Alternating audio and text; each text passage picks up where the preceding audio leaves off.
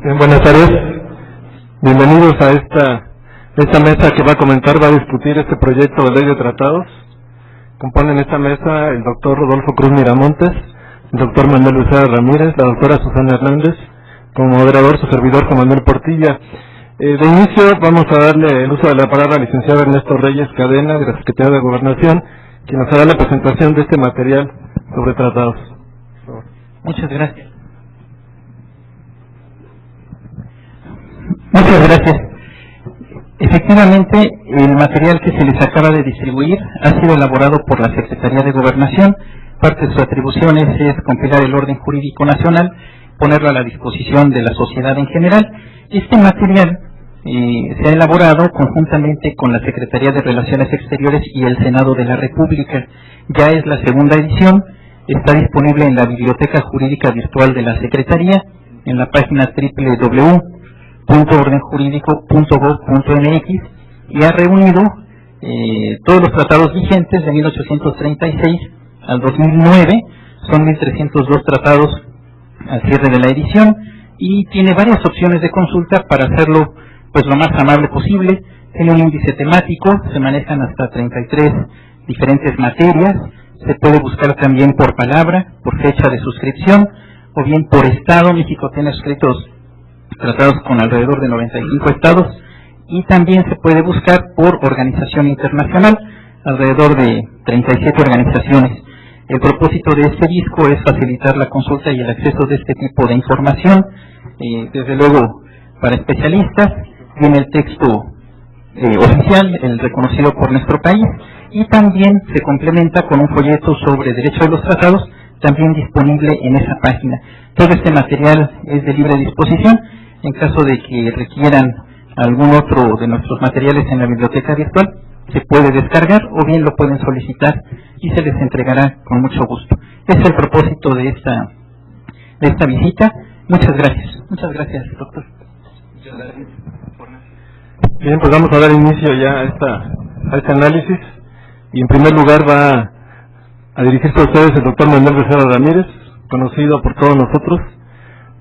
Él es investigador de este instituto, investigador nacional del Sistema Nacional de Investigadores, director del Anuario Mexicano de Derecho Internacional, autor de un sinnúmero de obras de derecho internacional reconocido nacional e internacionalmente. Entonces tiene el uso de la palabra, doctor Becerra. Gracias. Bueno, en principio quiero decirles que un tanto la organización de esta mesa redonda fue con motivo de una serie de inquietudes, fundamentalmente de los colegas de Derecho Internacional, que veían que ya existe un proyecto que en este momento vamos a hacer una revisión sucinta, a reserva de que ustedes mencionen cualquier cosa o hagan preguntas. Entonces hay una cierta inquietud por el proyecto, que en principio tiene objetivos bastante positivos. Podemos decir que ya entrado, antes de ver algunos aspectos concretos, en términos generales, que este proyecto, que en ese momento se quedó antes de que terminaran las sesiones del Congreso, se quedó en la discusión en la Cámara de Diputados, ya pasó por la Cámara de Senadores. Calculamos que en la siguiente sesión del Congreso, la Cámara de Diputados la conocerá y posiblemente la aprobará, si ya hay una aprobación parcial del Senado. Esta ley es bastante interesante, y van a ver ustedes lo trascendente que es.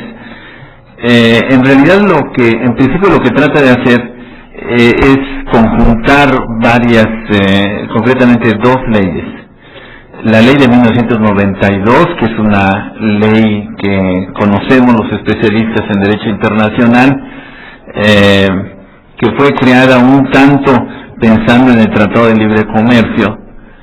Se necesitaba una estructura jurídica a nivel interno para recibir todas las disposiciones que venían en el Tratado de Libre Comercio. Y por otra parte, otra ley, la Ley sobre Tratados en Materia Económica del año 2007, si no mal recuerdo, 2005, perdón. Este proyecto lo que hace es conjuntar las dos leyes, pero para sorpresa de nosotros también tiene cuestiones nuevas y que los queremos poner a su consideración de ustedes. En principio,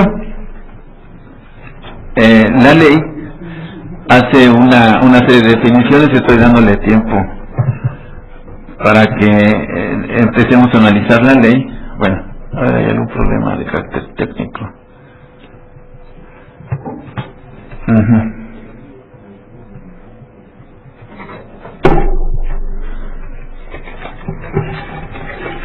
Ya. Bien, en principio, la ley, lo verán ustedes en sus inicios, es reglamentaria de los artículos 76 de la Constitución, un poquito más adelante.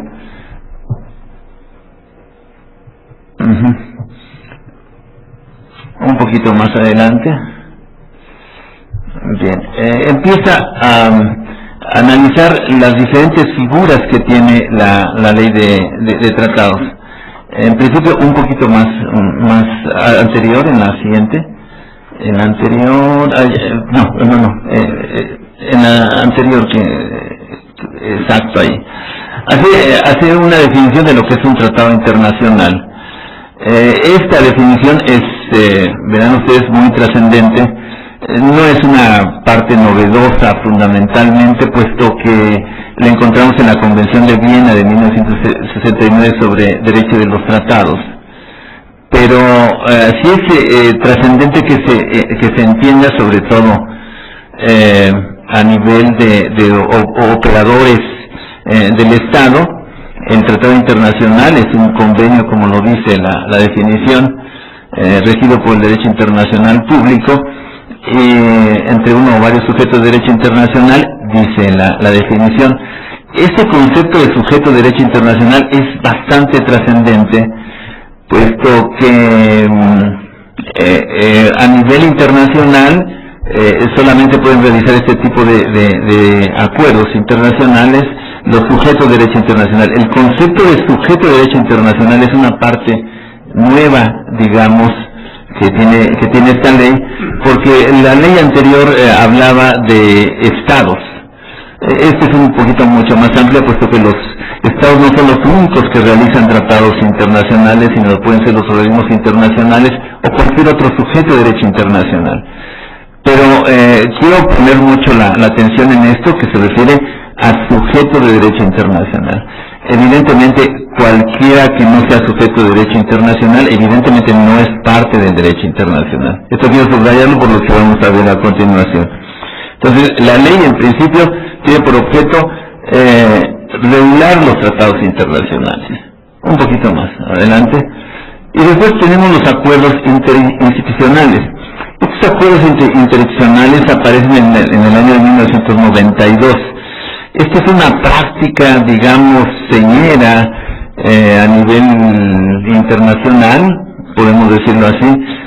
Son ese tipo de acuerdos que realizan diferentes instancias del Estado. No es el Estado en términos generales, sino, como lo ven ustedes, puede ser la administración pública federal o descentralizada, inclusive municipios o las entidades federales. Estos acuerdos interinstitucionales, que en otros sistemas tienen otra denominación, por ejemplo, Executive Agreement, y otro tipo de denominaciones, les digo, son una verdadera práctica a nivel internacional. Esto los toma la legislación de 1992, los introduce. ¿Por qué? Porque venía el Tratado de Libre Comercio y necesitamos regular este tipo de acuerdos. Entonces se insertan. Quiero mencionarles que la doctrina fundamentalmente de derecho constitucional cuestiona, y con muchísima razón, la existencia de estos acuerdos interinstitucionales, porque no están dentro de nuestra Constitución. El artículo 133, que se refiere a los tratados internacionales, por ejemplo, no hace mención de esto. Hay una preocupación muy seria de una parte de la doctrina en derecho internacional, derecho constitucional sobre él. Sin embargo, parece que se ha obviado y aparecen en este nuevo proyecto. La siguiente. Y después está esta novedad de la ley, que son los acuerdos ejecutivos. Esto es una sorpresa para nosotros. No existían anteriormente. Entendíamos que el acuerdo interinstitucional era el equivalente de los acuerdos ejecutivos y que allí se terminaba el asunto. Sin embargo, aparece un nuevo tipo de acuerdos. Quiero hacer un paréntesis en la revisión de la ley para explicarle también otro concepto que es fundamental a nivel de tratados internacionales y, por supuesto, de diseño constitucional. De lo que se trata teóricamente y en la práctica es crear sistemas de pesos y contrapesos dentro de la Constitución. Y por eso, en principio, tenemos a los tratados internacionales, que es una facultad exclusiva del Ejecutivo, el Presidente de la República, y que tiene un contrapeso por parte del Legislativo, en este caso concreto de nuestro sistema, de parte del Senado. Aquí lo que se cuestiona en principio, ¿qué pasa con los acuerdos interinstitucionales y los acuerdos ejecutivos? ¿Cuál sería su contrapeso y su trascendencia? Bien, volvemos un poquito al anterior, a los acuerdos interinstitucionales. Cuando yo les decía que un tratado internacional es un acuerdo que realizan los estados, en este caso el Estado mexicano, con diferentes sujetos de derecho internacional, eso es muy claro. Eso es una definición además que originalmente está en la Convención de Viena de 1969. Pero ¿qué pasa con los acuerdos internacionales? Dice, es el convenio regido por el derecho internacional público celebrado por escrito entre cualquier dependencia o entidad paraestatal de la Administración Pública Federal, estatal, municipal o distrito y sus delegaciones. Es también interesante que aparece en la Procuraduría General de la República o cualquier órgano constitucional, dice, ¿no? Y cualquier equivalente, digamos, a nivel internacional. Lo que es interesante, y eso fue también motivo de observación de los internacionalistas cuando se aprobó la ley de 1992, es que estos acuerdos internacionales en ningún momento están regidos por el derecho internacional público. Claro, es muy simple, porque la Administración Pública Federal, es decir, los estados, municipios, el Distrito Federal, no son sujetos de derecho internacional. Por eso aquí hay hincapié en la definición de tratados internacionales. ¿Qué pasa con estos acuerdos interinstitucionales? Está regido por el derecho internacional, pero ¿cómo? Entonces está haciendo la ley a la Procuraduría General de la República o a un estado, un municipio, un sujeto de derecho internacional, lo que es una aberración desde la perspectiva de derecho internacional. Y además, ojo con eso, no olvidemos desde el punto de vista constitucional el artículo 117 de la Constitución, que establece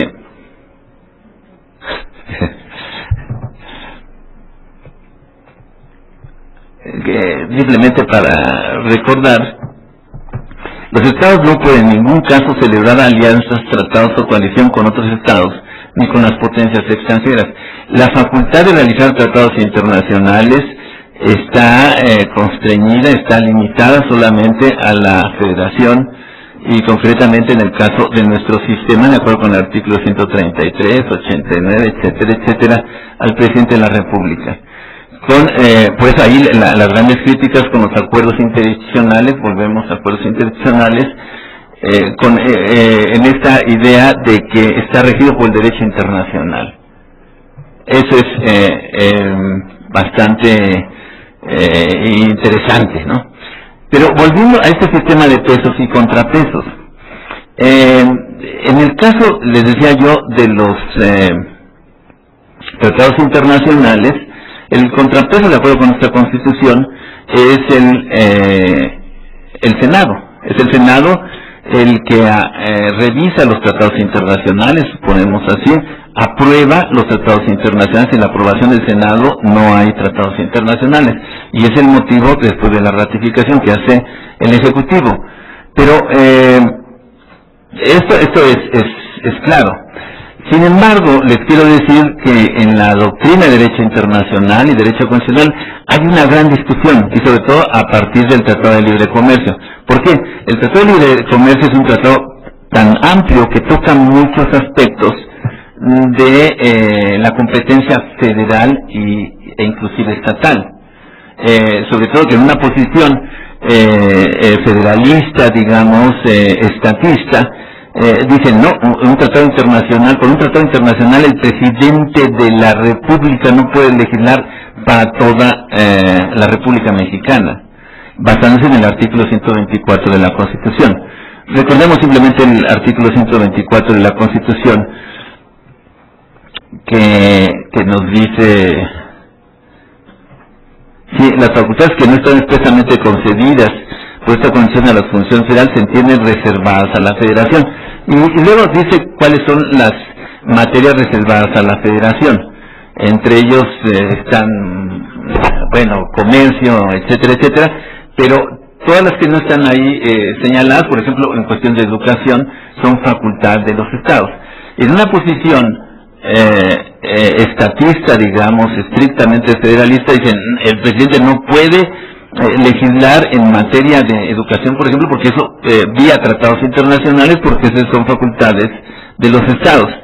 Le recomiendo un artículo del tratado del Anuario Mexicano de Derecho Internacional, número 9, precisamente del profesor Mulia, que hace esa defensa bastante extrema. Yo no estaría tan de acuerdo con él, ¿no? Porque en el diseño constitucional, originalmente desde el siglo XIX, se le da al Ejecutivo la facultad de realizar y de legislar vía tratados internacionales. Ese es el esquema que de alguna manera inclusive se toma del modelo del concesionalismo estadounidense. Pero lo que quiero subrayar aquí, que hay una fuerte corriente para decir, den participación a los estados. El Ejecutivo a nivel central se está legislando para todo el Estado mexicano. Esa es una gran preocupación. Bueno, volvemos otra vez a los acuerdos interinstitucionales. Bueno, entonces les decía, mediante estos acuerdos interinstitucionales se realizan compromisos a nivel internacional de diferentes instancias. Lo curioso aquí sería cuestión de meditar un poquito más, de reflexionar por qué es tan importante también la Procuraduría, que se convierte en una especie de filtro también para todo eso. Quiero decirle dos cosas. Una es, en relación con los acuerdos interinstitucionales, es que el control que tienen estos acuerdos institucionales es, digamos, casi nulo, casi nulo, porque es la Secretaría de Relaciones Exteriores quien va a revisar, inclusive va a ver la idoneidad de realizar un tratado internacional, de un acuerdo interinstitucional, y va a estar pendiente de eso. Recordemos ustedes entonces que la Secretaría de Relaciones Exteriores es parte del Ejecutivo, y digamos como que inclusive sería un control dentro de la esfera del Ejecutivo, del mismo control del Poder Ejecutivo. Me explico, no está funcionando un sistema de contrapesos, o acaso será un contrapeso la Secretaría de Relaciones Exteriores cuando desde 1992 a la fecha no se ha notado ese control que tiene ya la Secretaría de Relaciones Exteriores sobre acuerdos interinstitucionales. Además, es imposible conocer todos los acuerdos interinstitucionales. Pero para calentar un poquito más el ambiente, les diría yo, de esta ley llama muchísimo la atención la mención de las universidades públicas. Las universidades públicas, como saben ustedes, son organismos descentralizados, concretamente la Universidad Nacional Autónoma de México, y este proyecto las menciona como susceptibles creadoras de acuerdos institucionales y les establece un control más estrecho. Si vemos, por ejemplo, esta disposición que la encontramos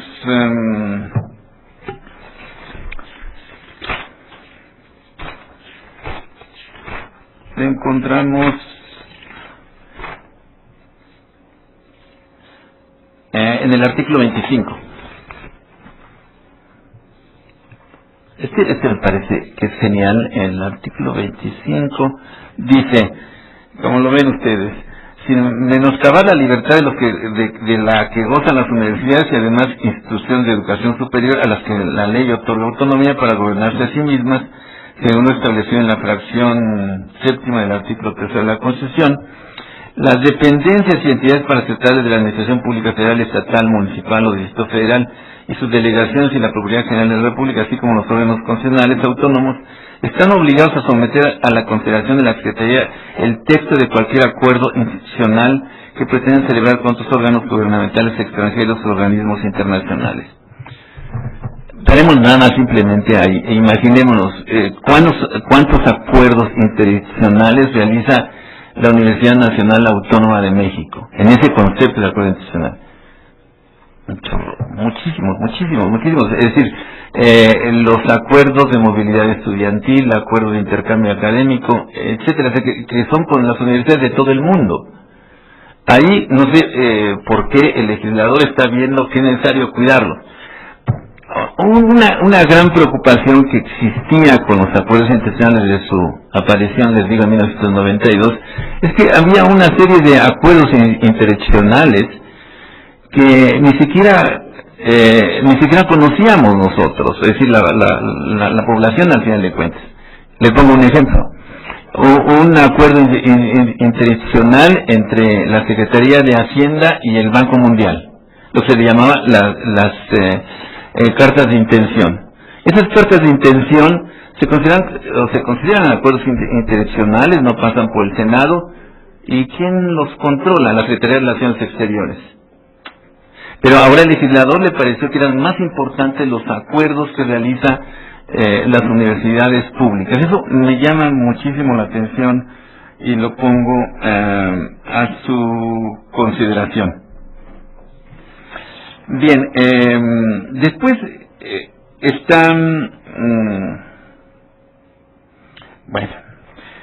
una serie de cuestiones más, pero me voy un poquito más adelante para, les digo, poner algunos puntos importantes e interesantes y someterlos a sus preguntas y opiniones. Vemos, por ejemplo, los acuerdos ejecutivos.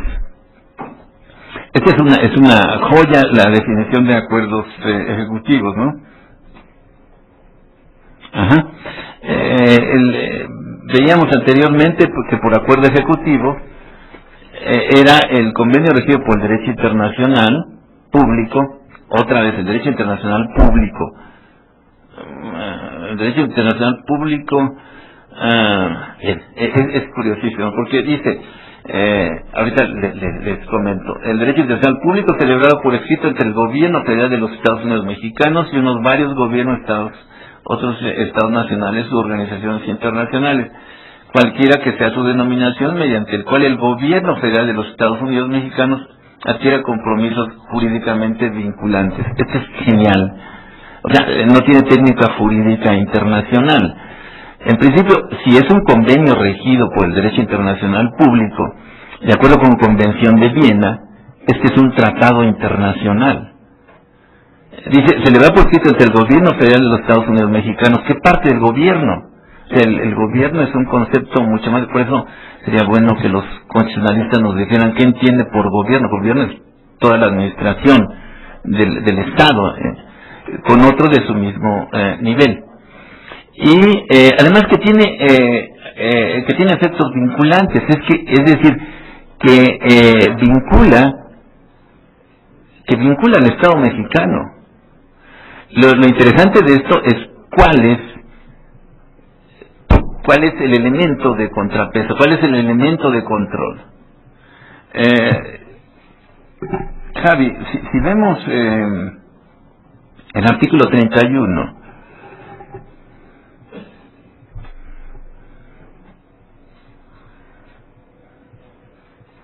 dice, los acuerdos ejecutivos que el gobierno federal de los Estados Unidos mexicanos pretende suscribir deberán ser sometidos a la consideración de la Secretaría.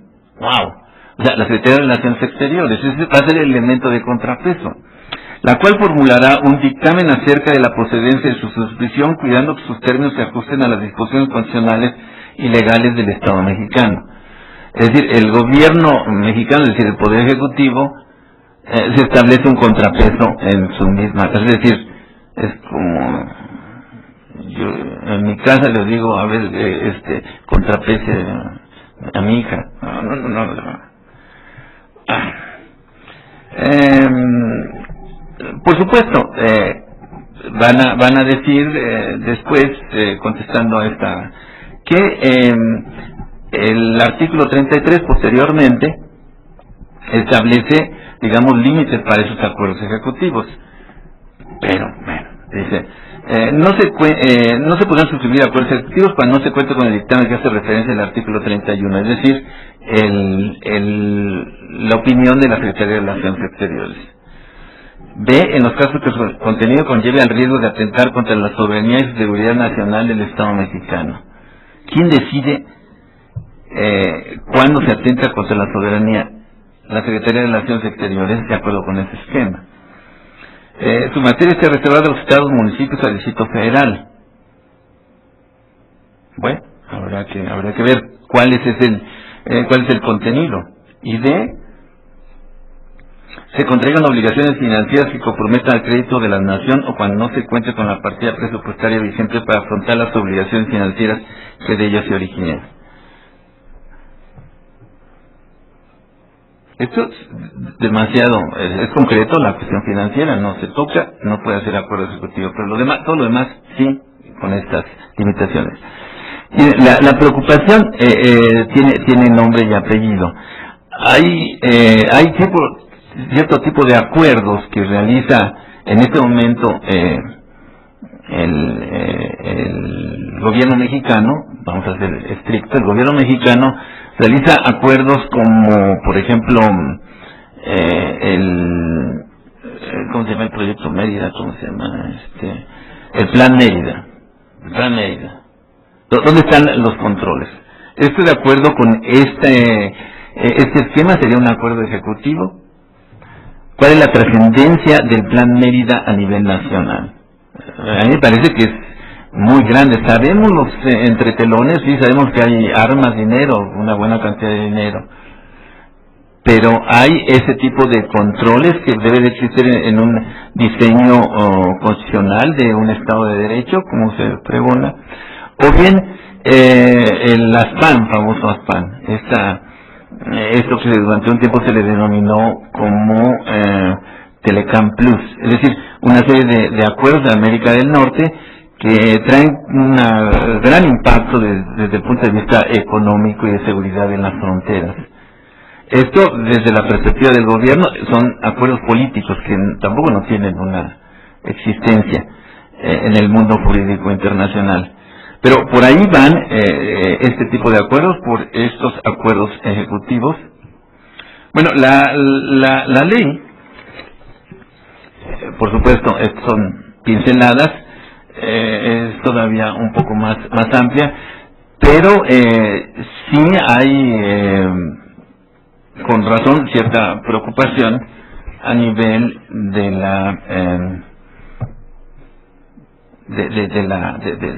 doctrina y de los doctrinarios colegas de derecho internacional. Y ahí me quedaría mi primera intervención, perdón si me pasé un poco de tiempo.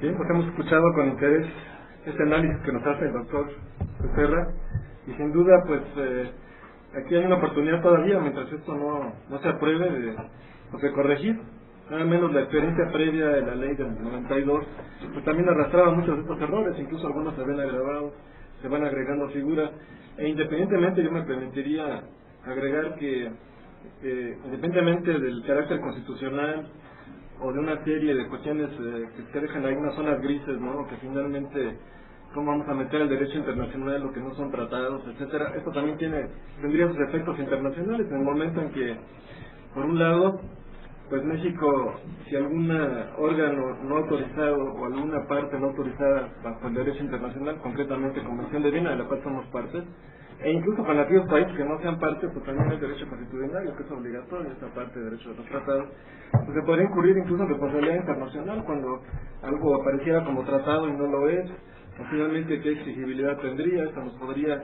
quizá llevar a litigios internacionales ya a nivel de Estados y como sujetos de derecho internacional. En fin, es una problemática sumamente amplia y sin duda los tratados son el principal instrumento de negociación y de adquisición de derechos y obligaciones por parte de los Estados, requiere de una técnica jurídica muy adecuada, ¿no? Y sin duda también es de preocuparse este asunto de las universidades, porque de alguna manera me parece que de todos modos hay un marco legal, hay una ley orgánica de la universidad, todo un marco legal para este tipo de entidades como es la UNAM y muchas otras universidades públicas, y que de alguna manera el que estén sujetos a este tipo de dictámenes, primero va a ser realmente imposible que tal volumen pueda estarse realizando. La Secretaría tendría que contratar a mucha gente, o sea, tendría que tener una dirección exclusiva para estar revisando dictámenes, cosa que seguramente no cuenta con esos recursos más ahora. Y de alguna manera yo sí lo vería incluso como una intromisión a la autonomía. Finalmente, si está cumpliendo con sus objetivos de acuerdo a su ley orgánica y de acuerdo al carácter que tiene como universidad pública, ¿por qué va a un órgano de la propia Secretaría de Relaciones va a determinar cómo va a realizar su intercambio académico, qué está bien o qué está mal, ¿no? Entonces, pues son las cosas que surgen por ahí. Ahora me permito presentarles al doctor Rodolfo Cruz Miramontes. Es abogado por la Facultad de Derecho de la UNAM, doctor en Derecho por la Universidad de Madrid, con estudios de especialidad en Derecho Internacional en París y en la Academia de Derecho Internacional de La Haya, profesor de la materia de Derecho del Comercio Internacional en varias universidades y autor de estudios jurídicos sobre estos temas. Asimismo es abogado practicante y colaborador del Instituto de Investigaciones Jurídicas. Tiene la palabra. Bien, muchas gracias. Ahora que vamos al revés de las reglas de cortesía con las damas, ya estamos dejando al último de la compañía. No, digo, simplemente es una observación de la flexibilidad que tenemos en esta mesa, ¿no? Porque eso mismo es lo que nos llama la atención de este proyecto legislativo con una flexibilidad notable. Ya Manuel ha hecho algunas referencias. Debo de entrada, por honestidad y por justicia, hacer un reconocimiento a Manuel por su rápida respuesta a este problema, que de una manera, no voy a decir que oculta ni mucho menos, porque se puede acceder a los textos, pero sí sin mayor ruido, sin mayor publicidad, se ha venido trabajando en algo que realmente es muy serio. Cuando uno lee el proyecto de dictamen de las comisiones correspondientes del Senado, cuando uno se entera que ha habido una serie de proyectos planteados por diversos partidos políticos, cuando uno se entera que ha habido un seminario hace ya más de un año en el seno del Senado sobre el tema, y que dicho seminario, según el calificativo, fue celebrado con la asistencia de expertos y especialistas en la materia, en donde pues se tocaron seguramente muchos de estos puntos, algunos de los que estamos ahorita mencionando, pero muchos más que surgen de la lectura de estos proyectos. Pues sí que le llevo una sorpresa, porque ya está en la puerta, como ya bien dijo aquí el doctor Becerra, en la puerta de su aprobación por la Cámara de Diputados, dado que la de senadores ya lo hizo.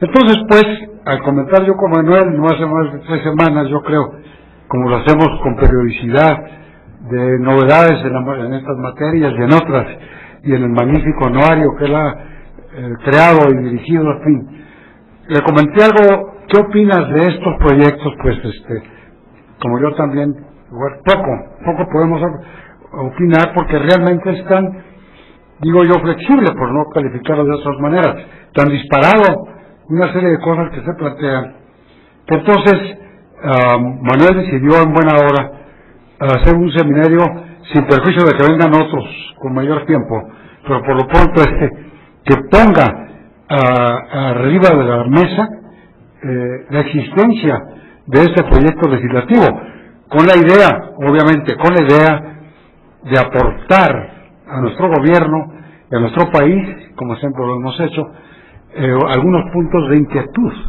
de quienes pues presumimos o tenemos ese compromiso moral con México, de que si nos dedicamos a algo, pues sea no nada más en nuestra satisfacción personal, sino de utilidad para el país. Bueno, esto tiene, dicho esto, entro ya en la consideración ya del tema. Eso tiene una connotación para mí sumamente preocupante, por lo siguiente. En la negociación del Tratado de Libre Comercio de América del Norte, el TELECAN, que se efectuó hace ya más de 17 años, uno de los puntos relevantes, yo participé activamente, por eso lo digo, no es nada más de lectura, uno de los puntos relevantes que desde un inicio señalamos sobre el particular es que en nuestros países, ya entonces Canadá se había sumado a la negociación, en un principio era nada más Estados Unidos y México. Existía de entrada una distinta consideración en sus disposiciones internas de los países involucrados, porque para Estados Unidos el acuerdo que se llegase a celebrar y a firmar no tendría el carácter de tratado internacional, sino de un executive agreement, como le llaman ellos, o sea, un acuerdo ejecutivo. Esto, dice uno, bueno, ¿es cosa de semántica? No es de semántica. Es que el executive agreement, dentro de la concepción norteamericana, no me atrevo a decir sajona, del common law, porque en Estados Unidos tiene sus vertientes, de Inglaterra tiene otras, de la India otras, de Canadá. Entonces me refiero al de Estados Unidos. Para ellos, el executive agreement es un acuerdo que el presidente de la República, sin disposiciones reglamentarias, no las hay, simplemente en ejercicio de sus facultades legales para dirigir la política exterior de los Estados Unidos, ese es el fundamento, realiza lo que él estima prudente y pertinente para su gobierno, de tal forma que él pues es el responsable y el Congreso le puede llamar a cuentas y preguntarle la justificación de lo que haya hecho. Es tan flexible esto que cuando nos enteramos de dónde se ha utilizado este tipo de acuerdo, encontramos en una serie de temas muy importantes que llaman la atención. Hay un estudio que hizo el Departamento de Estado, o sea, el equivalente de Relaciones Exteriores, ahí hace como unos 17 años tal vez,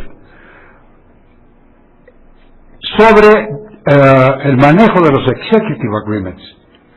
Y la materia fundamental, había sido en los casos de guerra en que había intervenido Estados Unidos y en los casos en que se habían, pues como quieran ustedes calificarle, simplemente se había crecido el territorio norteamericano. O sea, en pocas palabras, se habían apropiado del territorio de otros países. Como por ejemplo el caso de la Mesilla, en el caso nuestro.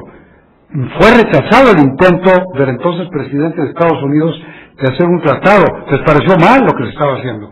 Entonces salió por la tangente y se fue por un executive agreement y logró el consenso de las dos cámaras por separado. La apropiación de Hawái fue otra mucho más descarada que la nuestra. Entonces, como vemos, el terreno en el cual se mueven estos executive agreements, pues es delicado, es político y es exclusivamente del Ejecutivo norteamericano. Poco después, de que se hace este estudio, se comienza a mover, digamos, la aguja del reloj y se invade otro terreno, otro territorio, que es el del comercio internacional, por una razón, bueno, primeramente por razones prácticas. Si alguien es práctico es el norteamericano. El pragmatismo norteamericano es envidiable en ese sentido, ¿no? Es magnífico. Resuelven todos los problemas a base de un sentido práctico. La materia del comercio exterior en los Estados Unidos es materia exclusiva del Congreso de la Unión. Artículo 2, párrafo 2. O sea, que el Ejecutivo no puede dar un paso en la materia, sobre todo arancelaria, que es lo importante de los tratados. Lo otro puede ser política, pero lo que afecta y tiene cala en el cuerpo de los Estados Unidos, dado que es un país fundamentalmente buscador de lucro, es decir, a través del comercio, es comerciante por naturaleza, es en el manejo de los aranceles, que es como, son los caballos. El arancel y la medida no arancelaria son los dos caballos sobre los cuales cabalga el control del comercio exterior de los Estados Unidos. Por eso, no se le dejó al Ejecutivo esa facultad de manejar los aranceles, sino que requiere autorización expresa del Congreso de la Unión. Solamente con ello puede el Ejecutivo negociar, modificar, quitar, poner, afectar, lo que fuere, los aranceles. Entonces, los pocos abogados, tanto del sector público como del privado, que participamos de alguna manera en la negociación, nos planteamos esta primera cuestión. Si para Estados Unidos no tiene fuerza obligatoria el tratado, ¿para qué lo negociamos? Porque para México sí, y ahora con mayor razón después de 1999, en la interpretación de la Corte, tiene una fuerza más abajo de la Constitución, nada más, un escalón más abajo. Entonces, pues, como ven ustedes, es una primera cuestión muy seria, que ahora, a partir de 99, del 2002, que se promulga la ley de los acuerdos interinstitucionales, llama la atención. Algunos hemos hecho estudios sobre el particular. Aquí en el anuario que bien dirige don Manuel, tuve el honor de que me publicaran un trabajo en donde me ocupo, entre otras cosas, de esto que estamos mencionando, de los acuerdos y de las facultades que tiene el Ejecutivo norteamericano a la luz de la negociación del TLC. Entonces nos encontrábamos de entrada con una disparidad más. O sea, de entrada tenemos una disparidad económica y social muy fuerte con los Estados Unidos y otra con Canadá, no tan fuerte. Pero además, resulta que si para nosotros es ley el tratado internacional que se cumpla con los requisitos de 133, para Estados Unidos no. ¿Y entonces en qué plan estamos?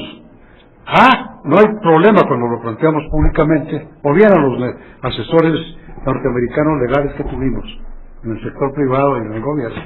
No hay problema, porque lo que se hace es que el Ejecutivo entrega junto con el texto del tratado un proyecto legislativo tiene varios cuerpos ese proyecto, digamos, varias temáticas, y entre ellas está una visión de todos los cambios que van a tener que sufrir las leyes que se van a modificar con el acuerdo. Ok. Nomás que entonces, si una vez que se firma por el Ejecutivo el tratado, tendrán que hacerse las modificaciones. Entonces se manda el texto, pues no sé, al Departamento de Agricultura, a la Procuraduría de los Estados Unidos, al Departamento de Transportes, y en cada una de ellas hay que litigar, hay que cabildear, para que se apruebe lo que dice el tratado. Porque si no, como sucedió, porque sucedió, que en algunas partes ya firmadas por el presidente de los Estados Unidos, sufrieron modificaciones, o intentaron que sufrieran otras más. Y esto no está dicho. Como ven ustedes, eso es un sistema, no lo critico ni lo alabo, lo señalo, propio de una mentalidad y de una cultura determinada, que no es la nuestra. Ojo, no es la nuestra. Y entonces ahora nos encontramos a partir del 2002 con que hay un tipo de acuerdos que se llaman, como ya dije, interinstitucionales. los cuales, este tipo de acuerdos tienen una serie de pegas muy particulares, no me meto en ellas, pero en el fondo, en mi opinión, concordante con lo de otros mucho más ilustres juristas que mi modestia personal, son inconstitucionales, no están comprendidos en la Constitución. Entonces, ¿qué tienen que hacer? O se modifica la Constitución o se abroga esta ley. Bueno, pero no contentos con esto y con este espíritu de emulación que tenemos con esta gente, se promulga otra nueva ley en 2005, ley sobre este tipo de tratados, pero en particular cuando se ocupen de la materia económica. Entonces tenemos dos que en mi opinión, pues digo, no tiene nada que hacer. Son dos leyes anticonstitucionales o inconstitucionales más bien. Bueno, dicho esto, dice uno, bueno, pero ahí están. Ok.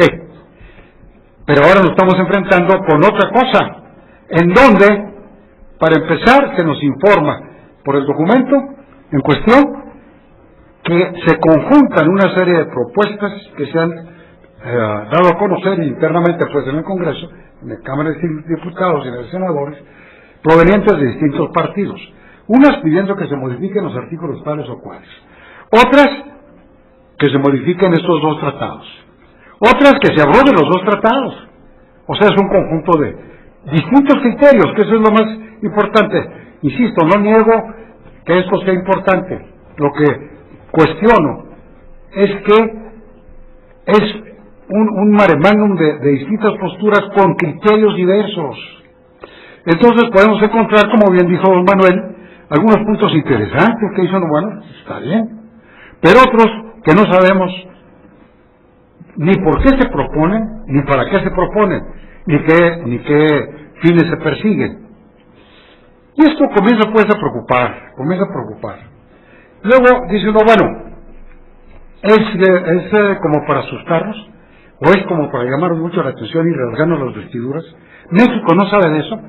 Pues la respuesta es contraria. Claro que sí. Nuestro país, y eso ahí se los dejo en sus críticas a ustedes, no las hago yo, desde 1856, si mal no recuerdo, ya don Francisco Zarco,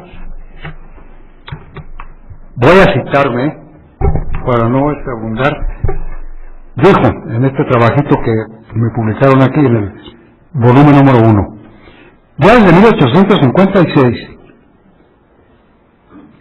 dice, fue abordado en los debates del Constituyente, y Francisco Zarco enérgicamente condenaba la práctica viciosa del Ejecutivo, pues, cito, con el nombre de convenciones, los gobiernos constitucionales han celebrado pactos que son verdaderos tratados, disponiendo de sus rentas e impidiéndoles compromisos. Y estos pactos se han escapado de la revisión del Congreso de una manera abusiva, y solo porque la Constitución no empleaba la palabra convenciones. Bueno, ¿por qué menciono esto? Pues simplemente por lo que digo, que no nos son ajenos, y el número de acuerdos que se han celebrado de esta naturaleza es bastante numeroso. Uno de los pocos especialistas, o colegas que se han ocupado del tema, y que ojalá en una próxima reunión, mi querido Manuel, contemos aquí con Loreta Ortiz y de TEIF y con Carlos Bernal, de quien tomo esta cifra que voy a leer a continuación. Ellos son de los pocos que han trabajado sobre esto, igual que Alonso Gómez Robledo han trabajado sobre estos temas. Nos dice Carlos Bernal, dice, de un total aproximado de 1.040 instrumentos internacionales celebrados por México entre los años 1821 a 1972, tan solo alrededor del 66% fueron aprobados por el Senado o por el Congreso, cuando las constituciones establecían el sistema bicameral. O sea que los otros pasaron, como estamos diciendo, de lo que rezongaba don Francisco. Bueno, entonces digo, ok, Ya tenemos alguna información vieja. Estamos inmersos en esta práctica. Que no llegará la hora de enmendar esto y de darles un cauce adecuado. O si no, no hacer nada. Pero no, señor. Resulta que ahora nos vienen con esta cuestión. Que ya el tiempo me está a mí comiendo, que me faltarán como 3 minutos.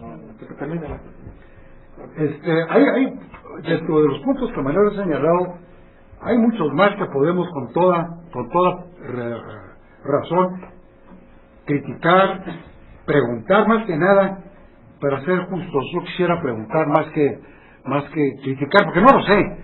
Como digo, no hay un criterio que nos explique. De buena fe, estoy diciéndolo, sin ningún partidismo. No tengo ningún partidismo más que de México. Me interesa México. Punto. Entonces, ¿por qué se hablan de acuerdo, de tratado primero? De acuerdo interinstitucional, acuerdo ejecutivo, firma el referéndum, bueno, ya está, de alguna manera, pero se vuelve a mencionar. Entonces, ¿qué queremos hacer? ¿Hacer una ley reglamentaria del artículo 69? ¿Del 76? ¿O de otros acuerdos, de otros artículos, que contienen disposiciones específicas sobre la materia exclusiva de las cámaras y del Congreso de la Unión? Y lo digo porque hay algunas materias de las que aquí en este proyectón se mencionan, que son propias del Congreso. Por ejemplo, el artículo 73 nos dice que son facultades exclusivas, la 10ª, para legislar en toda la República sobre hidrocarburos, minería, industria, cinematografía, comercio, juegos con apuestas, etcétera. Yo me pregunto, si se hace un acuerdo internacional, o de estos interinstitucional, o ejecutivo, como quieran llamarles, que afecten en la República a uno de estos temas, ¿es correcto? Luego la fracción 29, 29ª, para establecer contribuciones sobre el comercio exterior. Luego está el 131, con las facultades del Ejecutivo, que son de las poquísimas facultades legislativas del Ejecutivo, para legislar sobre comercio exterior, quitar, poner, modificar aranceles sobre comercio exterior. Entonces, ¿dónde andamos? Digo, es un galimatías toda esta cuestión. Luego me preocupa también enormemente a quienes se les da facultades para intervenir. Ya Manuel señalaba, por eso ya no hago yo mayor mención, del artículo 117 de la Constitución, que prohíbe expresamente que los estados y las entidades realicen tales o cuales pactos y convenios y tal. Y ahora encontramos que sí lo pueden hacer, pero además incorpora a la Procuraduría General de la República. Con lo que estamos viviendo actualmente, digo, no tengo nada, Dios me libre, con la Procuraduría. Pero, ¿hasta dónde la Procuraduría tendrá capacidad realmente, y hasta dónde podrá también obligar al país, cuando estamos viviendo, sufriendo, experimentando tantas cosas, tantas locuras y barbaridades que nunca, en el peor sueño de Goya, se pudo haber imaginado? Las pesadillas de Goya, aquellas que vemos por ahí en el Prado, y ahora en las exposiciones que hemos tenido fortuna de visitar, los sueños y las pesadillas de Goya, ¿no? Nunca, yo creo que el Señor nunca se hubiera imaginado una cosa como la que vivimos. Entonces, pues, aunque hay algunas disposiciones que limitan, encontramos que la Secretaría de Relaciones Exteriores adquiere una prevalencia sensacional. Y entonces planteaba Manuel con toda razón, bueno, ahí puede haber un cierto balance. Digo, lo planteaba él no como su respuesta, sino como una posible respuesta de alguien que simpatice con estos proyectos. Pero él mismo decía, pues yo creo que no. Pero absolutamente no, porque es el mismo Ejecutivo, Relaciones Exteriores es el Ejecutivo. Pues entonces, ¿dónde está el balance de poderes? Cuando precisamente, insisto, la teoría de la cual copiamos estas disposiciones en nuestra Constitución del 17 proceden de los Estados Unidos, y ellos parten de la filosofía de pesos y contrapesos. Y aquí estamos rompiendo el contrapeso. No hay contrapeso, es el Ejecutivo. Y cuando mucho a la Secretaría se le dice, e informará, e informará al Senado de la República. Pues qué bien, ¿no? Qué bonito. Cuando negociamos el tratado, para que vean ustedes cómo fue esto, revisamos en nuestro despacho si se había pedido permiso para celebrar algunos acuerdos de esta naturaleza. Es decir, un punto muy importante que ya el tiempo se me come, pero un clásico acuerdo ejecutivo que nos dio en la cabeza fueron las famosas cartas paralelas, que las pesadillas nos mencionan por ahí. No hay tiempo ahorita de mencionarlo. Ojalá y un día sea una mesa redonda para hablar sobre ellas, porque son un ejemplo de lo que no se debe de hacer, que se hizo y que nos ató las manos a México y le causó unos daños muy graves que no hemos sabido ni tenido arrestos para reclamarlas, porque impidieron durante 15, pero sí 9, 10 años vender el azúcar de caña que teníamos derecho a vender sin pagar un centavo de arancel a los Estados Unidos, porque así está negociado en el tratado. Pero se pretendió modificar el párrafo 16 de un anexo, el 703.2, que nos daba el derecho a exportar. Pero dos cartas de compadres, ya que se había cerrado la negociación del tratado, se cruzaron las cartas paralelas, y un día antes de que presentara el Ejecutivo norteamericano a su Congreso el texto del Telecán, se cruzan las cartas entre los dos señores que eran secretarios. Fuera de toda época, momento de negociación, fuera de la más, que digamos, no incurrir en faltas ortográficas o de sintaxis, pero iba a decir la más mínima, pues creo que eso no está bien dicho, la mínima consideración, ningún respeto, estaba fuera de orden. Negocian las cartas, se las cruzan, quitan de un plumazo el derecho que tenía México a exportar, y durante esos años no exportamos miles de millones de dólares que hubieran entrado a las arcas, que buena falta nos hacen, y que provocaron pues un conflicto interminable, pues está vigente de alguna manera, entre los dos países por el azúcar. Y este fue un acuerdo ejecutivo, dentro de los pocos que el gobierno americano se puede celebrar, pero fíjense lo que les voy a decir. Estoy diciéndolo mal, celebra, porque no hay una ley regulatoria de este tipo de acuerdos en los Estados Unidos. Al menos no lo había hasta hace poco. Cuando yo hice mi trabajo de análisis sobre las cartas paralelas, no lo había. Yo me metí a investigar y pregunté con algunos colegas que saben de este negocio. Entonces, normalmente Estados Unidos solamente puede celebrar tres tipos, celebra como estoy señalando, tres tipos de acuerdos.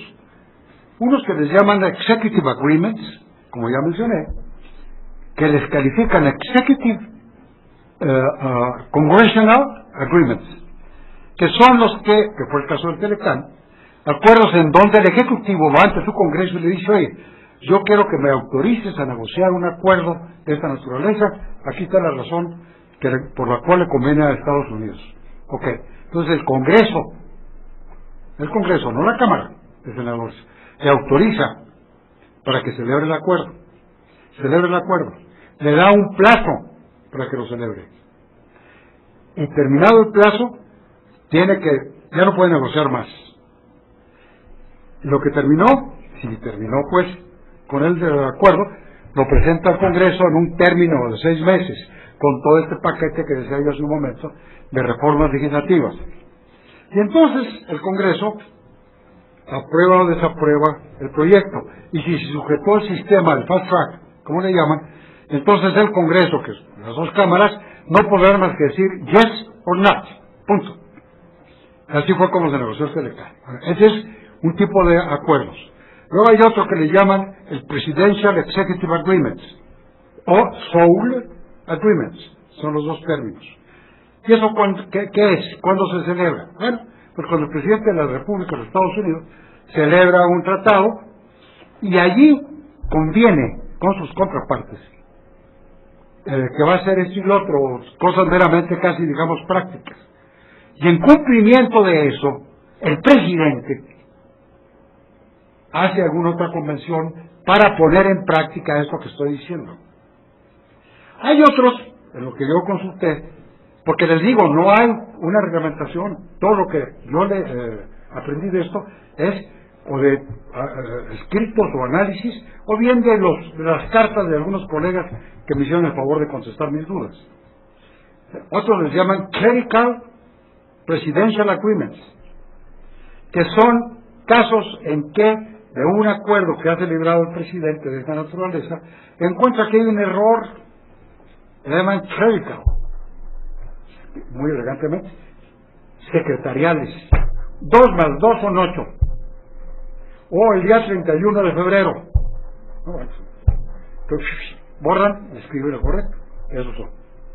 Y hay otros muy elegantes, que son geniales, son los Gentleman Agreements.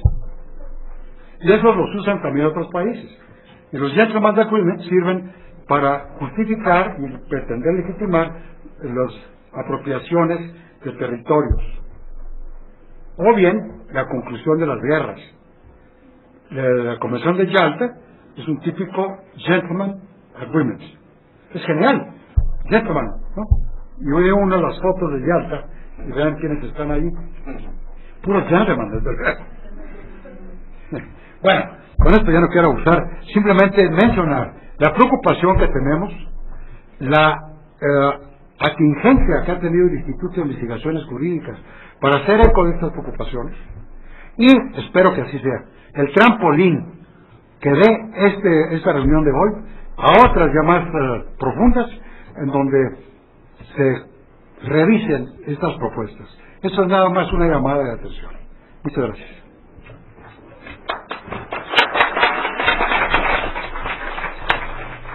Apreciamos mucho la muy valiosa exposición del doctor Cruz Miramontes. Y bueno, vamos a dar paso ya a la sesión de preguntas y respuestas. La maestra Susana Hernández, al igual que su servidor, nos estará acompañando para estos efectos de preguntas y respuestas. Y bueno, pues damos inicio. A ver, entonces, ¿quién desea preguntar, comentar? Por favor, adelante.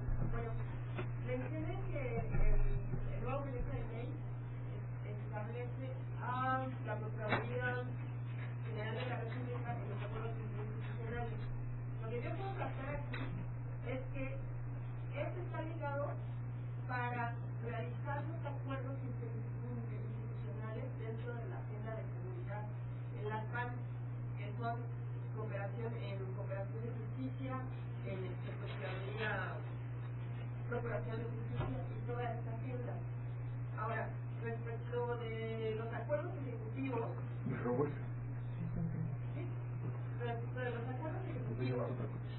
que establece que el gobierno federal, ahí al gobierno federal de los Estados Unidos, y que bien decía el maestro, bueno, finalmente es un convenio y es un acuerdo, es un tratado, finalmente. Estamos hablando otra vez de las PAN. Estamos hablando otra vez de que como las PAN es tan grande y tiene tantas agendas y tiene tanta, bueno, son dos agendas, la de comercio, la de prosperidad y la de seguridad, y tiene tantos apartados, igual que el federal, cada secretaría se ocupa de cada una de estas partes.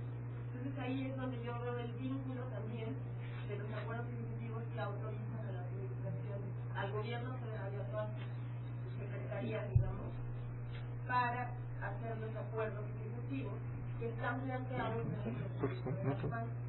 Entonces, que las PAN igual la llaman una declaración política no vinculante, que es totalmente dentro del derecho mexicano y dentro del derecho norteamericano y canadiense. Entonces, yo lo que logro ver con la lectura que yo alcanzo a ver de esto es finalmente que a través de esta ley o de este proyecto lo que se hace es tratar de legalizar de alguna manera todos los acuerdos y proyectos que se llevan a cabo en las PAN. Por ejemplo, en el caso del acuerdo interinstitucional se pone a los estados y a los municipios. En el estado de México se están llevando a cabo acuerdos, lleva acuerdos, ¿qué se llama? ¿Peña Nieto? Con el sector automotriz dentro del marco de las PAN. Entonces yo veo digo, tomando las PAN como un ejemplo, veo esa lectura, ¿no? Autorizar todo este tipo de acuerdos interinstitucionales y acuerdos ejecutivos dentro de ese marco de negociación o foro de negociación que no está tampoco regulado dentro de la Constitución. Y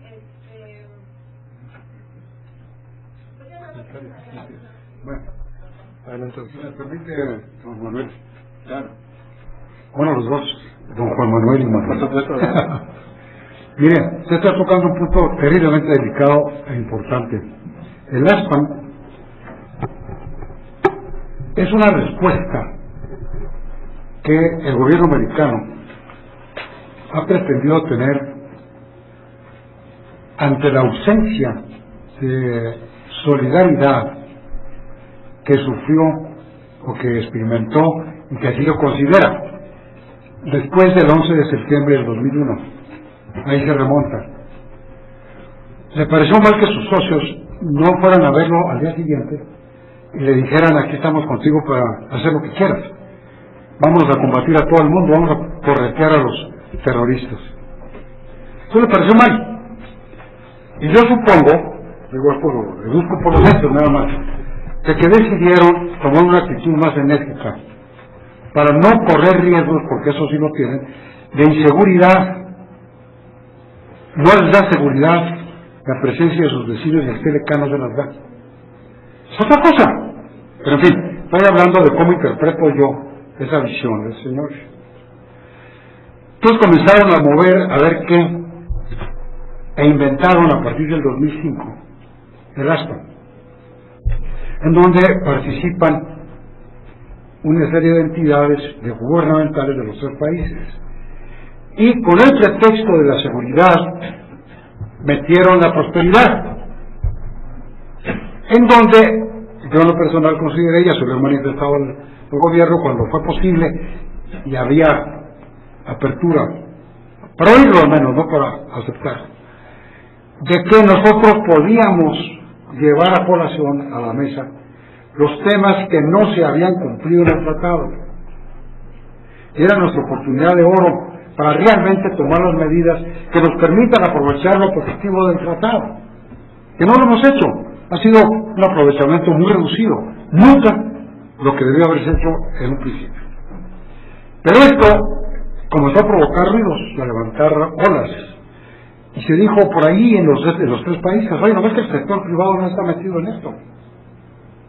Como no, vamos a crear la Comisión de Competencia Económica. Entonces se creó la Comisión de Competencia Económica en el 2007. Y la Comisión de Competencia Económica, si usted ve las listas de los que están ahí, sobre todo la de Estados Unidos, son las grandes transnacionales. Y con una gran diligencia han estado trabajando, con meses de diligencia.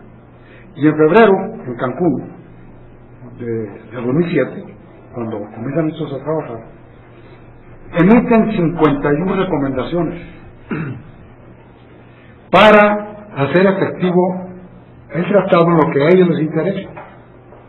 De allí viene la modificación de una serie de cosas que estamos viviendo, llegando al absurdo de que en una misma Secretaría de Estado se siguen 2 políticas distintas, porque en una subsecretaría se sigue la política que se quiere continuar a partir del Tratado de Libre Comercio, acuerdos preferenciales. Y en otra subsecretaría se pretende cumplir con la recomendación número 20 y tantos, que dice: quítense todos los obstáculos de un golpe y porrazo al tráfico comercial.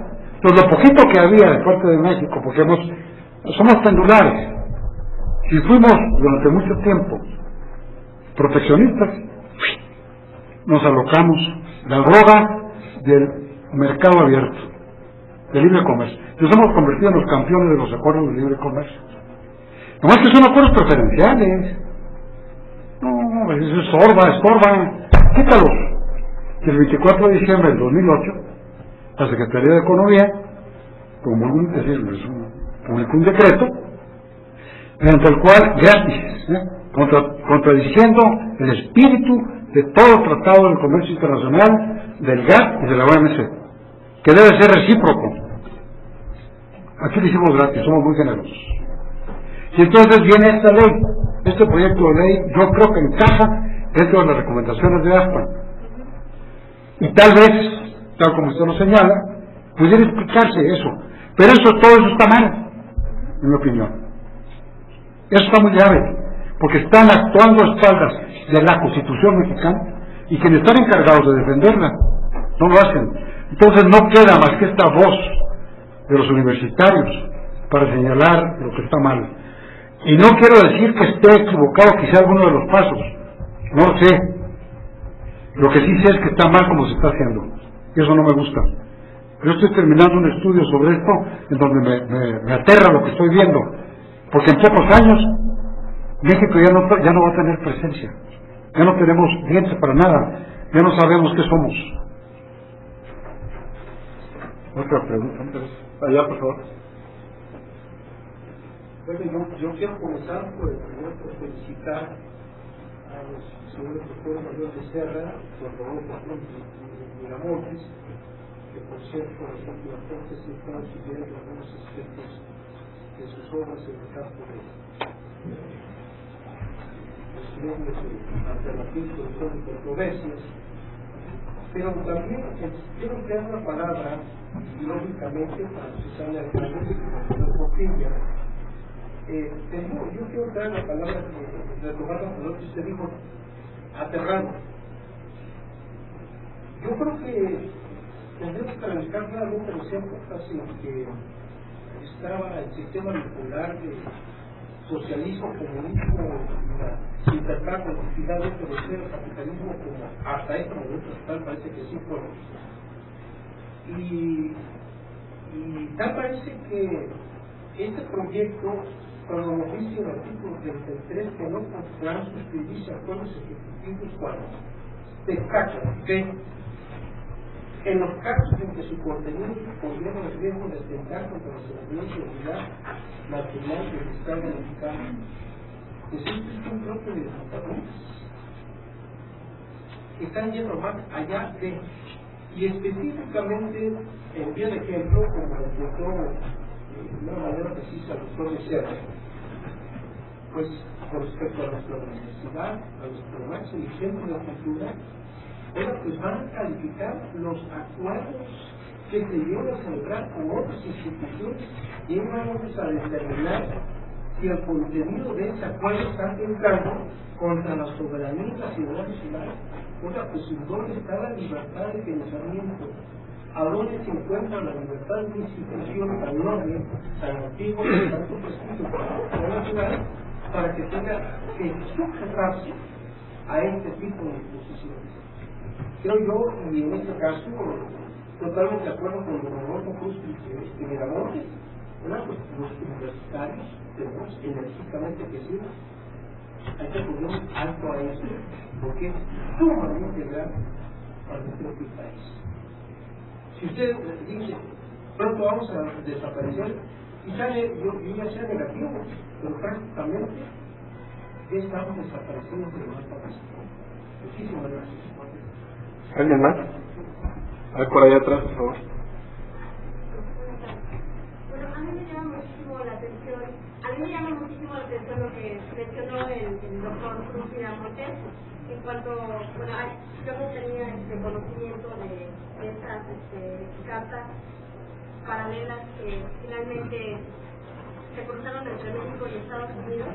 Y bueno, a mí me vino a colación el caso de que seguramente el caso de la fructuosa, por el que ahora México tiene que pagar unos $4 millones, que es una consecuencia directa de esta acción, seguramente que, bueno, que al final después México, para contrarrestar ese compromiso que hizo, entonces impuso un arancel a la fructuosa estadounidense, y ahora, bueno, tenemos estas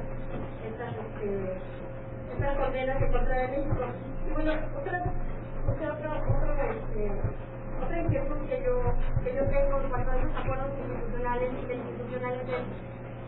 al momento que se realizan esos acuerdos institucionales y por cualquier cuestión alguna de las partes está en desacuerdo, pues ¿cuál sería el procedimiento a seguir? ¿Se podría adjudicar la responsabilidad internacional del Estado, dependiendo del Estado que sea, y entonces demandar a qué instancia judicial internacional frente a la Corte Internacional, o en el caso, bueno, esto también podría aplicar al Telecán, entonces se podría usar el mecanismo de solución de controversia en el Telecán, o no sé, necesito alguna instancia que me pudiera llamar a resolver.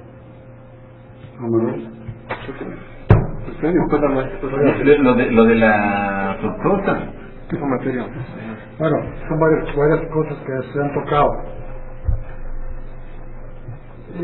Miren, todo esto, lamento decirlo, pero es así. Nosotros hemos intervenido sin mi hijo, que ya andaba por aquí. Él ya se aburrió y se fue. Hay que castigarlo. Para que platicar un poquito sobre esto. Hemos manejado en Fortuna, lo digo con todo gusto, en Fortuna hemos manejado muchos de estos casos como asesores de la industria azucarera nacional. Entonces nos ha tocado navegar por todos los mares, auténticamente, por todos los mares hemos andado. Aquí hay una edición de los 10 años de Telecán con un artículo que elaboramos nosotros que señalamos el incumplimiento al Telecán y precisamente el caso del azúcar. De allí es un rosario de casos y de temas. La fructosa es un producto, es un edulcorante procedente del maíz que desplaza al uso del azúcar en cierto tipo de productos. Hasta ahí va bien. Pero lo que está preocupante para México es que esta fructosa se utiliza con mucho éxito en la fabricación de refrescos. Y los refrescos en México se consumen, después de Estados Unidos es el país más refresquero del mundo. Y esto significa consumirle al productor mexicano de azúcar la cuarta parte de su producción.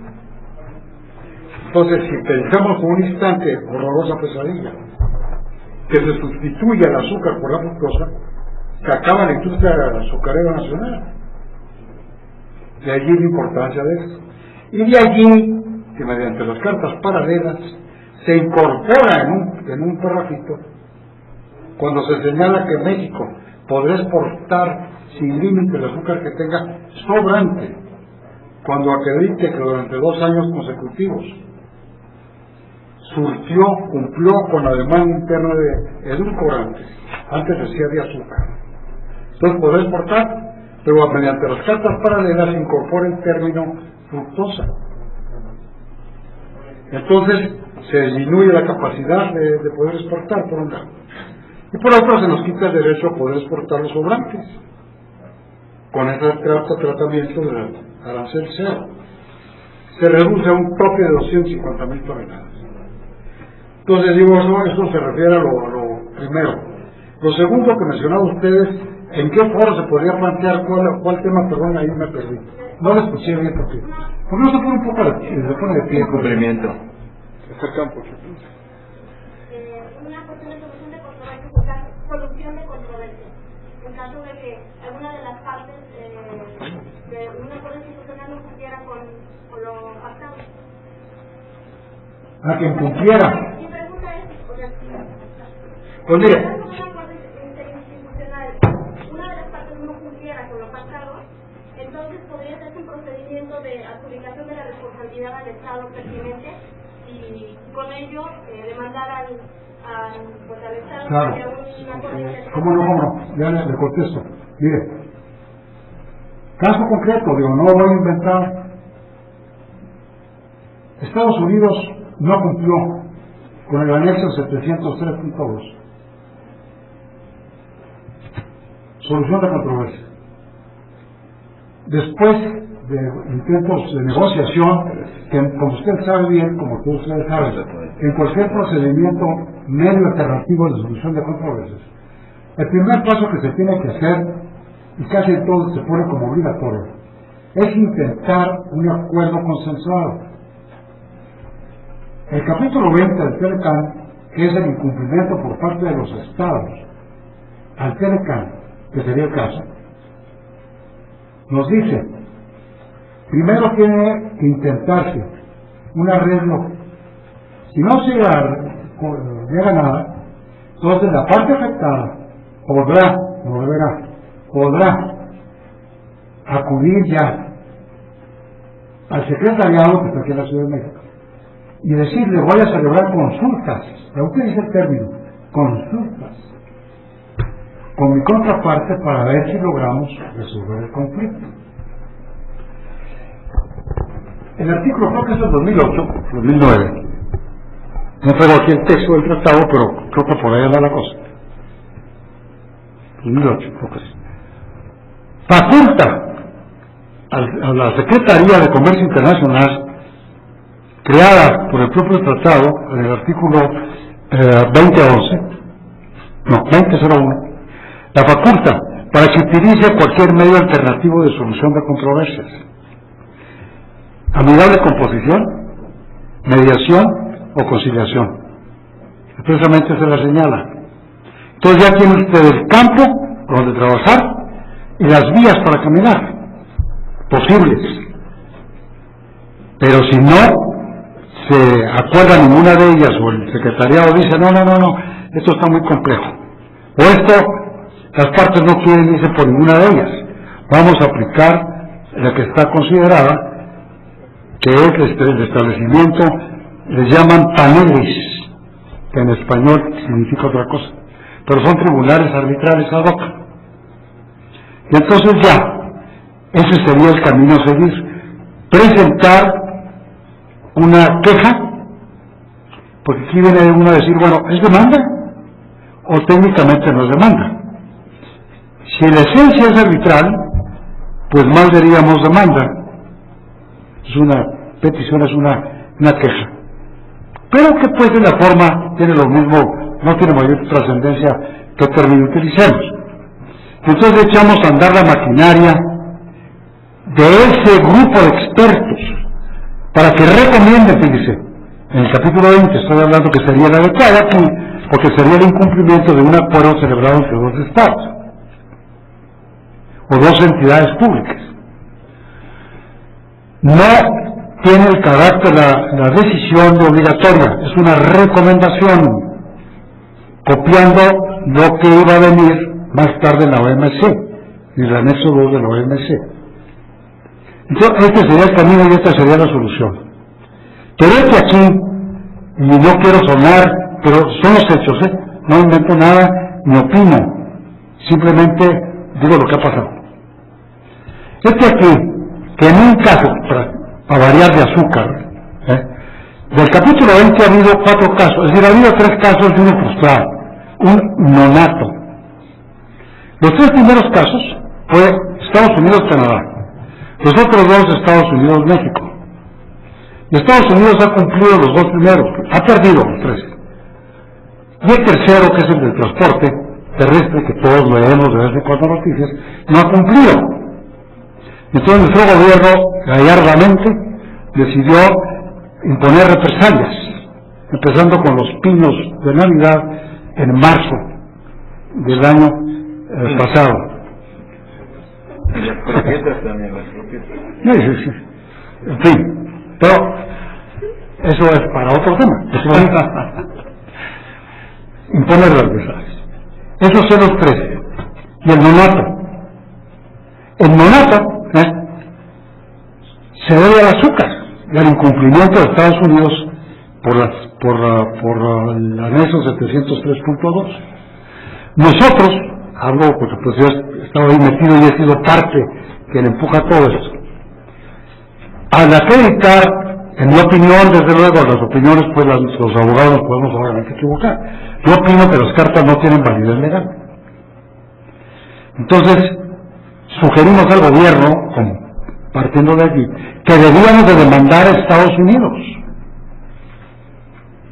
Entonces solicitamos la implementación del capítulo 20. Solicitamos todos los pasos que mencioné ahorita los seguimos, y llegamos al momento 2011. panel. Lo solicitamos. El primer paso, en el caso del capítulo 20, es que los países involucrados, los 2 o los 3 países, porque pueden ser los 3, nombran al presidente del panel. Pero ¿qué pasa si no se ponen de acuerdo? O uno se pone remolón, se pone bueno, y dice, yo no lo nombro. ¿Ok? No nombran, pero entonces vamos a hacer lo siguiente. Vamos a echar un volado. Se dice por suertes, es muy elegante. Un volado, o bien las 5 rayitas con una bolita abajo que tapa, en fin. Alguna forma de azar. Y el que gane nombra. ¿Ok? Le dijimos a Estados Unidos, órale, Águilo Sol. ¿Cuál? Le decimos que vamos con el Juan. 17 de agosto del 2000. Nunca se ha echado el volado. Estados Unidos no ha querido echar el volado. Y no se ha podido crear este panel. Esta es la experiencia que hemos tenido y de ahí en adelante ya no ha habido otro. Pues desde luego que no. Si me demandan ahí, por eso yo no entiendo a nuestros funcionarios públicos que se asustan cuando los gringos le dicen te voy a demandar. Yo puedo decir demándame, cuate. Pero si es un producto agropecuario, porque tiene preferencia. Vete al capítulo 20 y voy a copiar lo tuyo, fíjate. Cuando llegue el momento que nombre yo presidente, no lo voy a nombrar. El volado, no acepto volado. No pasa nada. Vámonos a la OMC. Si no es agrícola, pues entonces sí. Porque allá, con el anexo 2, el entendimiento de solución de diferencias, si a la segunda vez que se pide la instalación de un grupo especial, allá pues se hace esta distinción nominativa, son grupos especiales. Y allí, a la segunda vez, si no quieres, lo nombra el director general de la OMC. Así es la cosa. ¿Quedó claro? La maestra Susana Hernández quería también responder, y nada más ya terminaríamos con el maestro Guapuja, que sería la siguiente y última pregunta. Bueno, tenemos 2, pero la maestra iba a responder a la otra, ¿eh? Bueno, a mí lo que la parte que me parece interesante de todas las participaciones y de las preguntas que han planteado me lleva a señalar lo siguiente. Cuando nosotros hablamos de derecho internacional, nos tenemos que preguntar qué es eso del derecho internacional.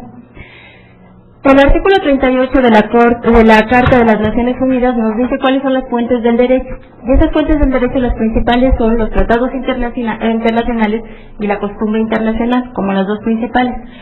¿Por qué son obligatorios los tratados internacionales y la costumbre? Bueno, primero porque la Carta de las Naciones Unidas ha sido firmada por todos los países del mundo. Pero además porque es una norma de derecho consuetudinario.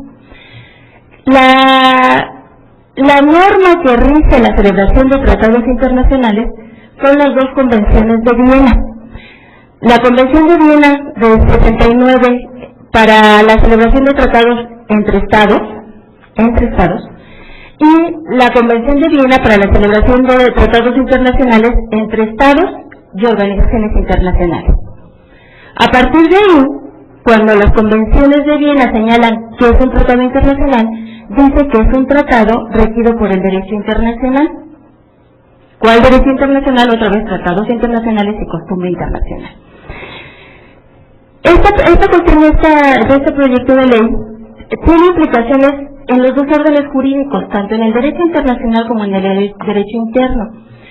La Convención de Viena señala que es un tratado internacional y dice, como lo dice nuestra ley, que es un tratado firmado entre sujetos de derecho internacional y regido por el derecho internacional, no regido por el derecho de ninguno de los estados parte del tratado, sino por el derecho internacional.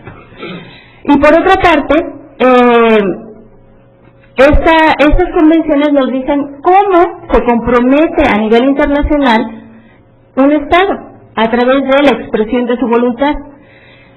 Esta forma de expresión es por una aprobación o por una ratificación. En el caso de México, de acuerdo con su sistema constitucional, es el Senado, es el Ejecutivo el que tiene la facultad de celebrar tratados internacionales. El artículo 117, como bien dice el doctor Cruz Miramontes y el doctor Becerra, tiene expresamente prohibido a las entidades federativas celebrar tratados internacionales. Por lo tanto, una entidad federativa en México no tiene personalidad jurídica internacional. La Convención de Viena y el derecho internacional dejan a los estados la facultad de determinar ¿quién puede celebrar tratados internacionales por esos estados? Y en el caso de México, la Constitución señala claramente que es solamente el Ejecutivo Federal. Por eso este proyecto de ley tiene implicaciones tanto en el derecho internacional como en el derecho interno, porque en el derecho interno sería una figura, tanto los acuerdos ejecutivos como los acuerdos interinstitucionales, totalmente fuera de los conceptos que maneja la Constitución, pero también para el derecho internacional, porque la Convención de Viena sobre el derecho de los tratados señala cuáles son esos sujetos de derecho internacional, que tradicionalmente son los estados y las organizaciones internacionales, que son precisamente estas dos convenciones en que se regula la celebración de tratados, entre estados o entre estados y organizaciones internacionales o entre organizaciones internacionales entre ellas. Por lo tanto, si hubiera un desacuerdo entre estos acuerdos institucionales, pues no cabría el derecho internacional, porque no son sujetos de derecho internacional. Y el Estatuto de la Corte Internacional de Justicia señala expresamente que quienes pueden acceder a este tribunal son los estados.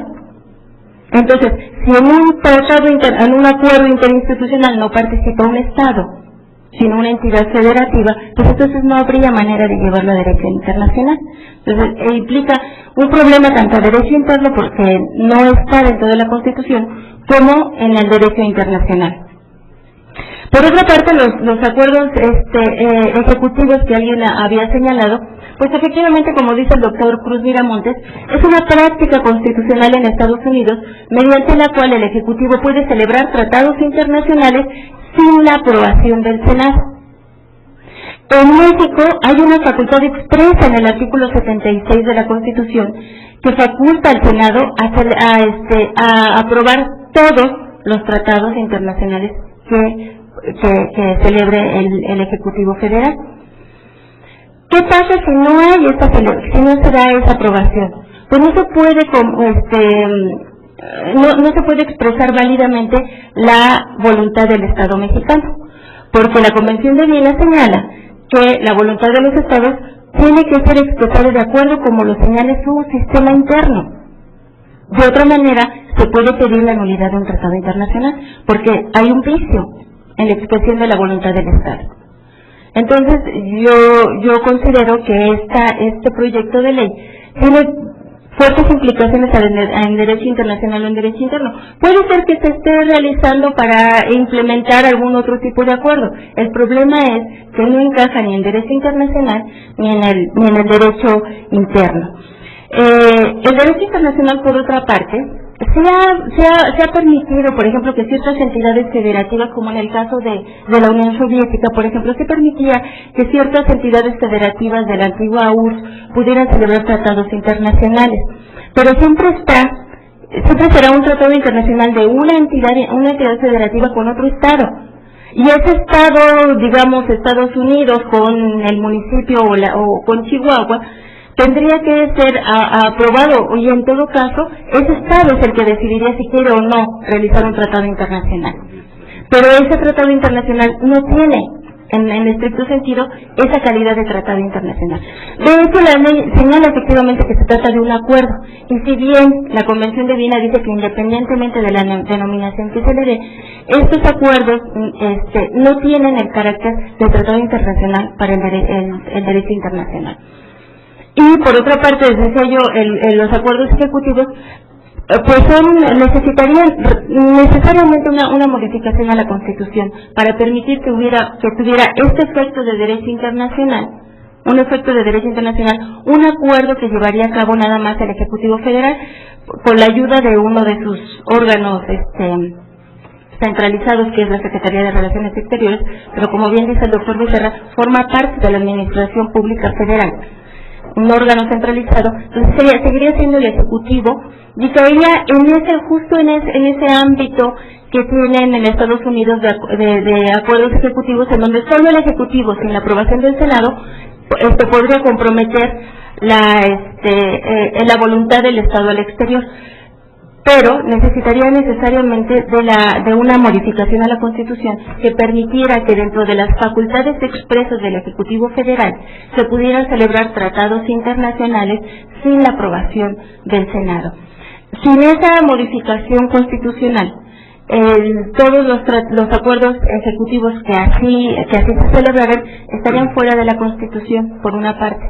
Y a nivel internacional, algún otro Estado podría pedir la nulidad de ese tratado internacional por no haber sido celebrado de acuerdo con las normas establecidas por el derecho interno mexicano para la celebración de sus tratados. El derecho internacional permite a los Estados celebrar en las materias que quieran, pero sí respetando los órganos de representación de ese Estado. Si no son celebrados esos tratados internacionales por esos órganos de representación que su propio sistema jurídico interno les permita, se puede pedir la nulidad de los tratados. Bien, entonces, maestra Guacuja, ya, por favor.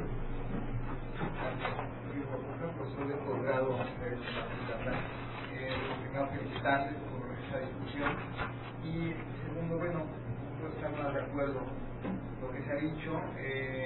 Conocí también algunos de los proyectos iniciales que verdaderamente abominables. Alguno de ellos incluso se planteaba que se debía hacer un estudio de impacto legislativo para que si un tratado estaba en contra de las leyes federales, se modificara el tratado, no las leyes. La jerarquía normativa del 133. Esto que tampoco se conoce del todo, bueno, está este proyecto final que presenta el Senado a la Cámara de Diputados tiene, como se ha señalado, muchas cuestiones discutibles y nos hace pensar en la necesidad de una política exterior de Estado que se diseñe. Ahí hay alguna iniciativa de la Cámara de Diputados al respecto y quisiera poner a consideración de los ponentes una posibilidad que yo he ahí expresado en el sentido de la posibilidad de que existiese en nuestro país, para que haya una manifestación constitucional, la revisión previa de los tratados de manera como se establece en algunos países, principalmente europeos, por parte de el órgano jurisdiccional, en este caso nuestra Suprema Corte, que pudiese revisar previamente los tratados para revisar justamente la constitucionalidad de los mismos o cumplir acuerdos con la Constitución. Muchas gracias. Entonces, una última pregunta ya. Por favor, ya con esto cerramos. Sí, buenas tardes. Carlos, yo tengo algunas reflexiones que quisiera aclarar. Voy a ir un poquito rápido para no consumir más tiempo. En el artículo 25 del dictamen que se pasó a la Cámara de Diputados es el que habla sobre las universidades que tienen que someter los acuerdos internacionales, pero no entiendo realmente por qué hay tanto alboroto, porque bien establece al principio y dice que en el campo de la libertad que gozan las universidades la ley contra la autonomía. Entonces no entiendo por qué las universidades tienen esta expresando que sin afectar la autonomía esta entrega a la Secretaría. También en el artículo 32 se estableció un mandado de tiempo para los acuerdos ejecutivos, en donde estos acuerdos no podrán durar más tiempo que la misma administración federal. No sé qué opinan respecto a este candado. Y la última pregunta sería ¿qué opinión tienen respecto a los artículos 30 y 34, en donde se establece un registro de todos los acuerdos en un registro por la misma Secretaría y la publicación de los mismos en el diario oficial de la Federación? Y bueno, ya finalmente no sé si nos puedan platicar un poquito si han tenido algún contacto con las comisiones encargadas de este dictamen del Senado, que tengo entendido que son la Comisión de Relaciones Exteriores, el Comercio Industrial y Estudios Legislativos, porque la verdad, bueno, lo que hemos comentado de los doctores que se acaban de enterar que hubo un seminario, no sé si de verdad se acaban de enterar o si a lo mejor participaron, no sé, porque creo que fue en 2008. El doctor Becerra va a dar respuesta. Bueno, son varias cuestiones. En principio, decía yo que me llama muchísimo la atención lo de los acuerdos interinstitucionales y precisamente del artículo 25 en lo que se refiere a las universidades. Evidentemente se refiere a la autonomía para gobernarse a sí mismo, pero lo que me llama la atención, y esto es lo que yo traté de puntualizar, a lo mejor no lo hice con muchísima claridad, En principio, ¿por qué las universidades públicas? O sea, ahí hay peligros. ¿Por qué hay que detenerse a legislar en materia de los acuerdos interinstitucionales en materia de las universidades públicas? Por supuesto, de acuerdo con la autonomía, pero no implicará eso, como se mencionaba, y eso yo también lo pongo en cuestionamiento, una intromisión a la autonomía de las universidades. ¿Cuáles son los acuerdos institucionales que celebran las universidades? Es una serie de acuerdos que tienen que ver con la educación y con la investigación. ¿Dónde está la sospecha, digamos? Y esa es una cuestión. ¿Y eso no forma parte de la autonomía de la universidad?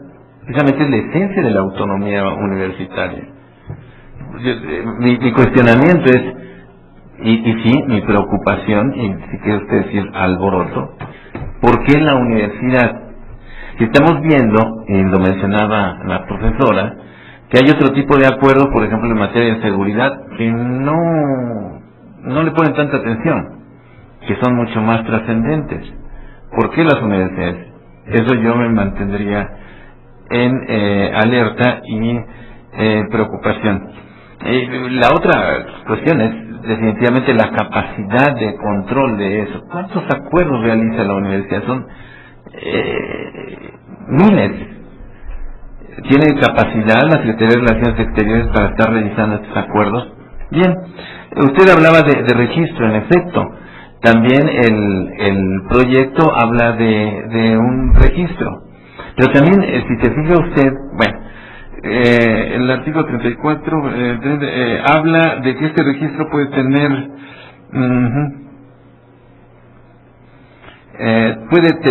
limitaciones. Dice, deberán ser notificados al Senado por la Secretaría de Publicación por esta en el Diario Oficial de la Federación mediante la expedición de una circular, siempre y cuando su contenido no esté clasificado como reservado conforme al establecido por la Ley Federal de Transparencia y Acceso a la Información Pública y Gubernamental. Hace buen rato que estaban de moda los acuerdos y tratados internacionales secretos.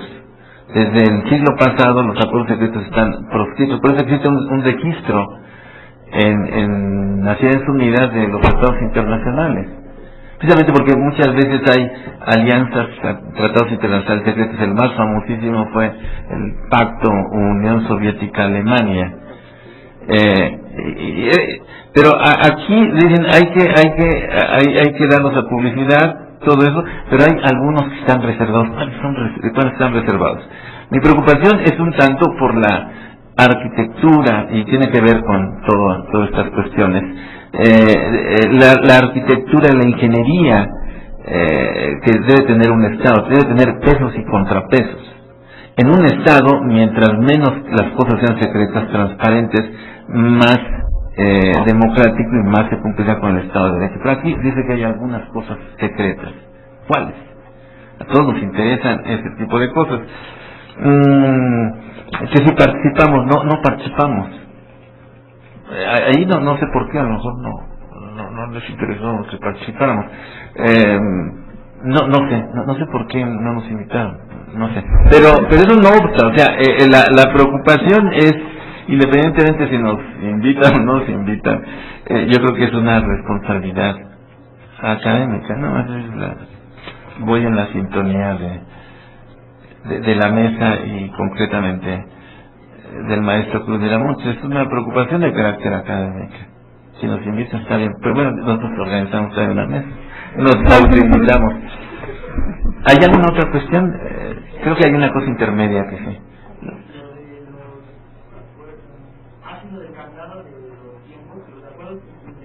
Exactamente. Sí, pero esa es otra de las cuestiones geniales. O sea, se está hablando de políticas de Estado. La política exterior debe tener una política de Estado, exactamente como lo dice el doctor Guacuja.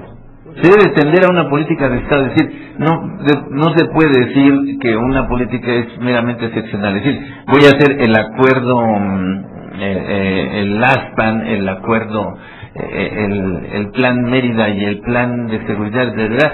Y solamente dura ese tiempo. Pero en esos tiempos a lo mejor no sé, estoy bromeando, pero a lo mejor ya no tenemos país en tanto tiempo. A eso me refiero en política de Estado, que estoy de acuerdo con el profesor Guacuja. Esta ley es bastante corta. No está tendiendo hacia precisamente un horizonte mucho más amplio que trascienda a un solo gobierno. Como que la ley es para un gobierno, sería. Es interesante ese punto. Damos por terminado entonces, les agradecemos su asistencia a esta mesa. Muchas gracias.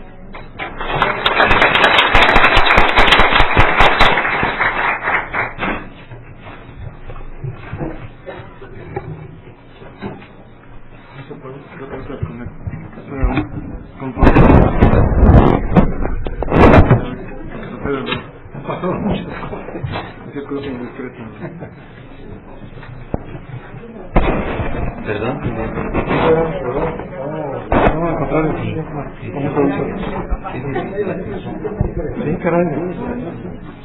La verdad. Yo creo que debería ser con estos dichos, seguramente. Seguramente claro que sí. Sí, entonces es para mí. ¿A qué pregunta?